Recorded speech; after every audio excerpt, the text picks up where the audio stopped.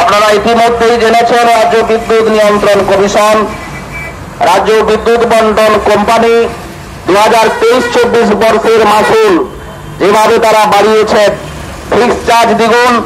Minimum charge 3 গুণ, DCRC charge 5 গুণ বাড়ানো এবং স্মার্ট মিটার বসানোর চক্রান্ত তারা শুরু করেছেন, তা প্রত্যাহারের দাবি জানিয়ে ক্ষুদ্র শিল্প, ক্ষুদ্র ব্যবসা, কৃষি এবং গৃহস্থ গ্রাহকরা যে তীব্র আক্রমণের মুখে পড়েছেন, তার প্রতিবাদে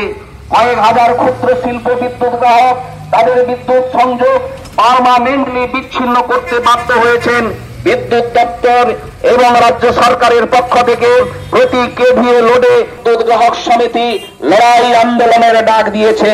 ইতিমধ্যেই রাজ্যে বিদ্যুৎ মন্ত্রী, ইতিমধ্যেই বিদ্যুৎ ভবন ইআরসির চেয়ারম্যান থেকে শুরু করে আরএনজেডএম থেকে শুরু করে সব স্তরে আমাদের এই গ্রাহক আন্দোলন সংগঠিত হয়েছে।